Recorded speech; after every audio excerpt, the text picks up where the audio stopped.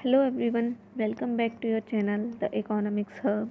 Students, आज हम discuss करेंगे चैप्टर 4 का पार्ट 3। इससे पहले हम वैल्यू एडेड मेथड को यूज़ करते टाइम कौन कौन से प्रिकॉशंस हमें यूज़ करने चाहिए या डबल काउंटिंग क्या होता है, ये सारी चीज़ें डिस्कस कर चुके हैं। यानी हम कह सकते हैं कि हमने वैल्यू एडेड मेथड को यूज़ करने का सारा थ्योरेटिकल पोर्शन अब तक पढ़ लिया है। तो अब हमें ये देखना है कि कैसे हम वैल्यू एडेड मेथड को यूज़ करके न्यूमेरिकल्स को सॉल्व कर सकते हैं, जो कि हमारे एग्ज़ाम पॉइंट ऑफ व्यू से बहुत इम्पॉर्टेंट हैं, जो कि हमेशा 6 मार्क्स में आते ही आते हैं। तो इसलिए आज हमें क्या करना है, बहुत इम्पॉर्टेंट टॉपिक जो है उसको एक्सप्लेन करना है, या आप बोल सकते हो उसके जो न्यूमेरिकल्स हैं वो सॉल्व करने हैं। तो आइए स्टार्ट करते हैं आज की वीडियो।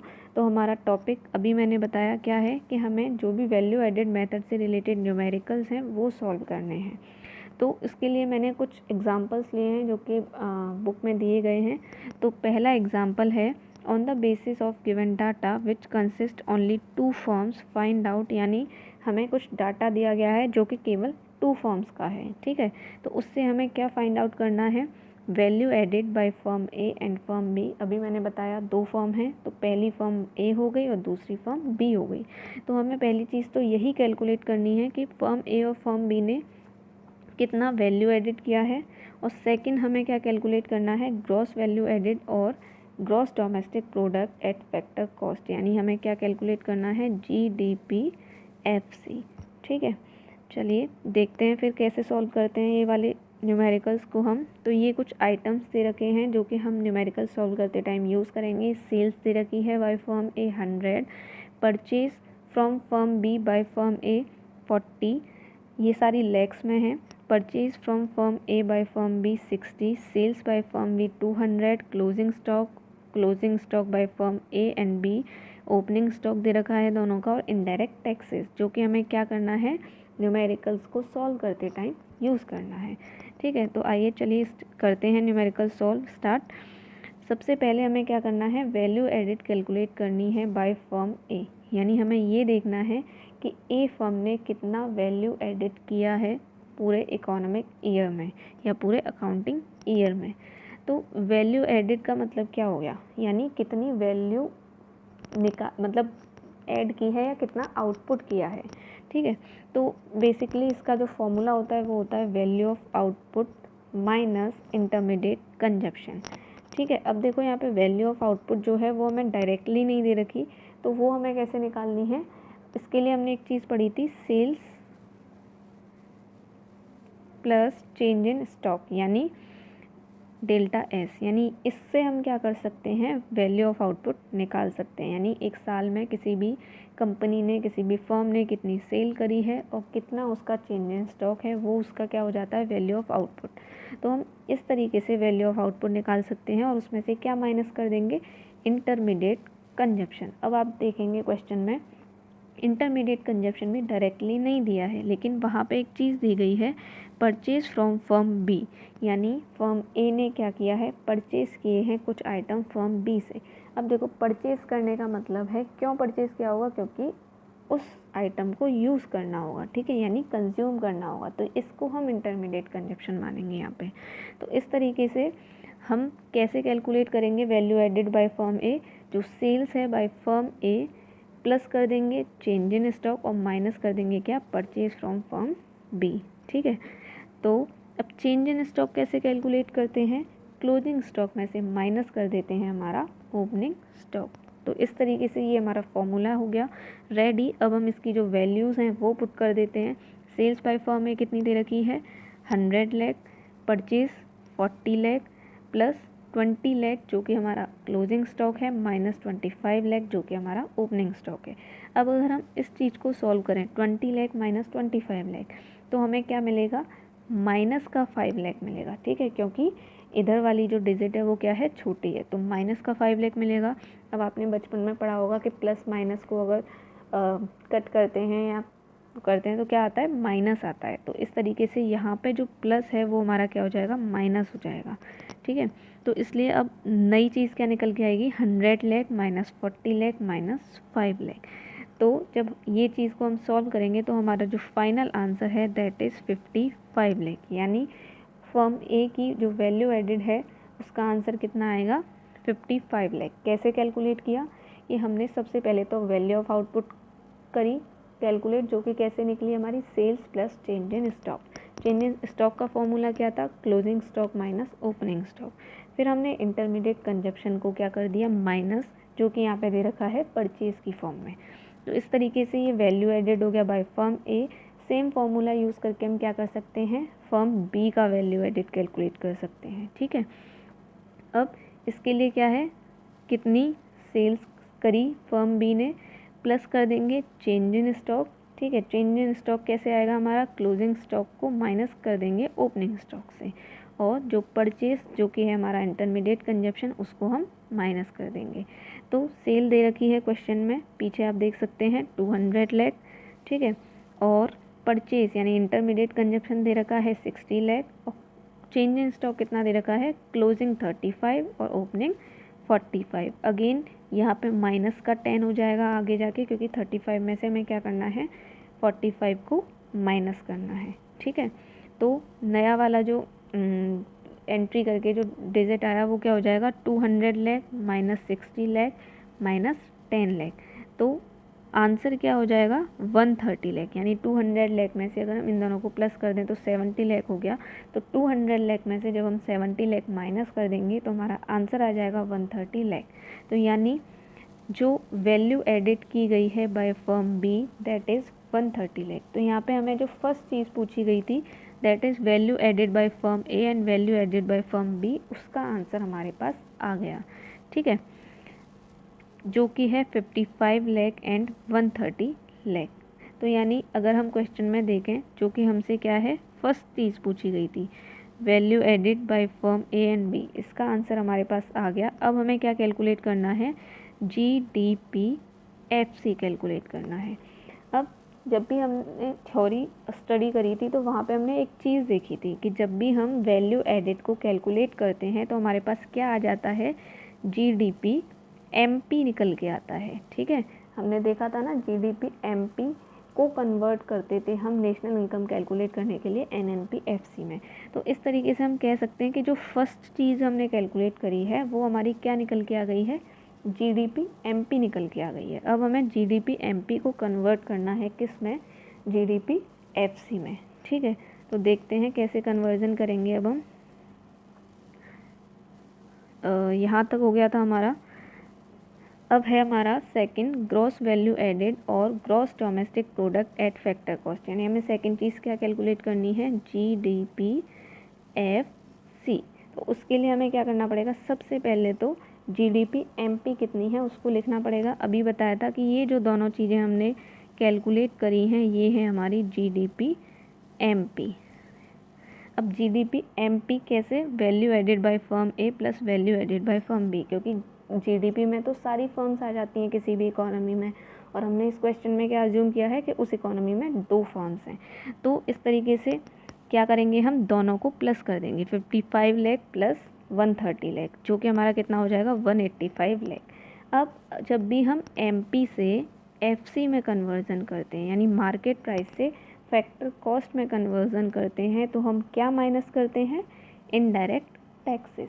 ठीक है, तो इसलिए जब हम इनडायरेक्ट टैक्सेस को माइनस कर देंगे तो MP कन्वर्ट हो जाएगा किस में, FC में। तो इस तरीके से 155 लाख हमारा क्या निकल के आ जाएगा, GDP-FC। तो इस तरीके से हमारा ये जो पूरा क्वेश्चन है वो सॉल्व होता है, जो कि बहुत सिंपल था। जो भी कन्वर्जन है मेनली हमें उसको ध्यान में रखना है। अब हम बढ़ते हैं हमारे सेकंड क्वेश्चन की तरफ, जो कि है calculate gross value added at market price and national income from the following data. यानी हमें क्या कैलकुलेट करना है, सबसे पहले तो gross value added at market price.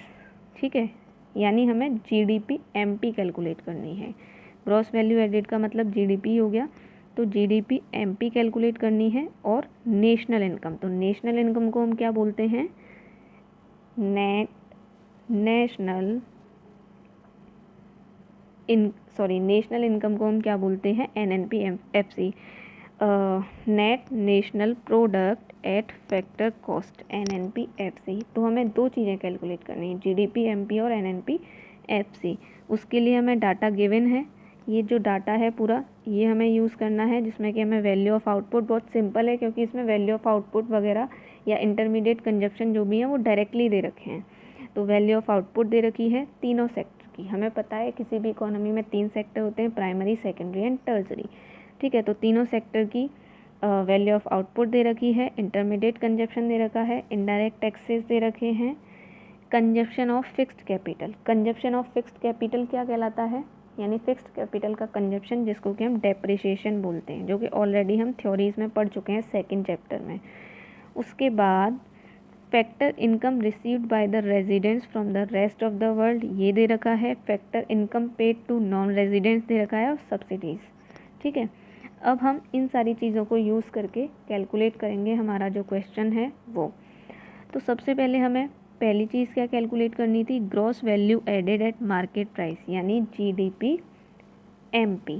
GDP MP हमें कैलकुलेट करनी है। जीडीपी एमपी कैसे कैलकुलेट करते हैं हम, कि अभी हमने पहले जो क्वेश्चन सॉल्व किया उसमें भी डिस्कस किया था कि वैल्यू ऑफ आउटपुट जो होती है उसमें से हम इंटरमीडिएट कंजप्शन को माइनस कर देते हैं। अब देखो यही चीज़ दे रखी है, value of output of different sector, यानी जितने भी सेक्टर्स हैं उनकी जो वैल्यू ऑफ आउटपुट है उससे माइनस क्या कर देंगे, वैल्यू ऑफ इंटरमीडिएट इनपुट, यानी इंटरमीडिएट कंजप्शन हम माइनस कर देंगे। अब देखो वैल्यू ऑफ आउटपुट तीनों सेक्टर की दे रखी है, प्राइमरी की 800 लाख, सेकेंडरी की 200 और टर्सरी की 300। इसको प्लस करके माइनस कर देंगे क्या, 400 लाख, 100 लाख और 50 लाख। तो जब इसको सॉल्व करेंगे तो आंसर कितना आ जाएगा हमारा, 750 लाख। ठीक है, यानी अगर सिंपल वे में देखें तो 800, 200 और 300 कितने हो गए, 1300। इसमें से हमें क्या माइनस करना है, 400, 100 और 50, यानी 550 माइनस करना है। तो हमारा कितना आ जाएगा, 750 लाख। तो जीडीपी एमपी निकल के आ गई हमारी। अब हमें क्या करना है, नेशनल इनकम कैलकुलेट करनी है सेकंड में। नेशनल इनकम यानी एनएनपी एफसी। तो अब क्या करना है, हमें जीडीपी एमपी को कन्वर्ट करना है किस में, क्योंकि जीडीपी एमपी हमारे पास ऑलरेडी आ चुकी है। तो जीडीपी एमपी को हमें कन्वर्ट करना है एनएनपी एफसी में, जो कि हमारी कहलाती है नेशनल इनकम। ठीक है, अब हमें पता है अच्छे से कि इन चीज़ों को हम कैसे कन्वर्ट कर सकते हैं। तो सबसे पहले हम क्या करेंगे, gross domestic product at market price. ठीक है, सिंपल सी चीज़ है। अब इसको कन्वर्ट करना है हमें कैसे, एनएनपी एफसी में। तो जब भी हम ग्रॉस को नेट में कन्वर्ट करते हैं तो हमें क्या माइनस करना पड़ता है, डेप्रिसिएशन।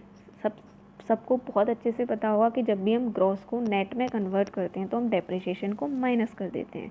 और क्वेश्चन में डेप्रिसिएशन दे रखा है, जो कि लिखा हुआ है कंजप्शन ऑफ फिक्स्ड कैपिटल, यानी फिक्स्ड कैपिटल के कंजप्शन को ही डेप्रिसिएशन बोला जाता है। तो डेप्रिसिएशन माइनस हो जाएगा। उसके बाद डोमेस्टिक को नेट में कन्वर्ट करने के लिए हम क्या करते हैं, डोमेस्टिक को नेट में कन्वर्ट करने के लिए हम NFIA यानी net factor income from abroad जो होती है उसको प्लस कर देते हैं। उसके बाद अगर हम MP से FC में कन्वर्ट करते हैं तो हम क्या करते हैं, मार्केट प्राइस से फैक्टर कॉस्ट में कन्वर्ट करते हैं। तो नेट इनडायरेक्ट टैक्सेस को हम माइनस कर देते हैं। ठीक है, तो इस तरीके से हम कन्वर्ट करते हैं। तो अब ये जो फॉर्मूला है हमारा वो देख लेते हैं हम। देखो जीडीपी एमपी में से डेप्रिसिएशन को माइनस कर दिया, इनडायरेक्ट टैक्सेस को प्लस सब्सिडीज़ कर दिया। ठीक है, फिर factor income received by the residents from the rest of the world minus factor income paid to non residents. तो इससे हमारा क्या निकल के आ जाएगा, इनडायरेक्ट टैक्सेस प्लस सब्सिडीज से हमारा निकल के आ जाएगा नेट इनडायरेक्ट टैक्सेस। ठीक है, और factor income received by the residents from the rest of the world minus factor income paid to the non residents, इससे हमारा क्या निकल के आ जाएगा, net factor income from abroad यानी NFIA। तो अब हम क्या करेंगे, जीडीपी एमपी 750 लाख माइनस कर देंगे depreciation minus indirect taxes plus subsidies plus factor income, उसके बाद factor income paid to non residents minus. ठीक है, तो इस तरीके से 630 लाख हमारा क्या हो जाएगा, नेशनल इनकम। दोबारा से देख लेते हैं, जीडीपी एमपी दे रखी है, उसमें से ग्रॉस को नेट में कन्वर्ट करने के लिए हम डेप्रिसिएशन माइनस करेंगे, जो कि हमने यहाँ किया। उसके बाद ये चीज़ जो है देखो, इनडायरेक्ट टैक्सेस प्लस सब्सिडीज़, इससे हमारा क्या निकल के आ जाएगा, नेट इनडायरेक्ट टैक्सेस, NIT निकल के आ जाएगा, ठीक है, जो कि हमें चाहिए होते हैं। उसके बाद factor income received by the residents from the rest of the world, इसमें से माइनस कर दें हम factor income paid to non residents, यानी जो फैक्टर इनकम हमारे देश के लोगों ने बाहर करा है उसमें से माइनस कर दें हम हमारे देश में रह के जो बाहर के लोगों ने किया है, तो वो हमारा क्या निकल के आ जाएगा, net factor income from abroad, यानी NFIA, ठीक है, जो कि हमें किस लिए काम आता है, डोमेस्टिक को नेशनल में कन्वर्ट करने के लिए। और NI नेट इनडायरेक्ट टैक्सेस किसके काम में आते हैं, MP को FC में कन्वर्ट करने के लिए। तो इस तरीके से ये जो हमारा नेशनल इनकम है वो कैलकुलेट हो जाएगा। बहुत सिंपल है, हमें क्या करना है, जो पुरानी चीज़ें हैं ना उनको माइंड में रखना है, उससे ये जो सारे कैलकुलेशंस है वो बहुत सिंपल हो जाएंगी। सो आज का जो वीडियो है वो यहाँ पे ख़त्म होता है। आई होप आपको ये जो एक्सप्लेनेशन है वो समझ आई हो, एंड प्लीज़ इन टॉपिक्स को थोड़ा सा अच्छे से स्टडी करना, क्योंकि ये क्या है, एग्जामिनेशन पॉइंट ऑफ व्यू से बहुत इम्पॉर्टेंट है।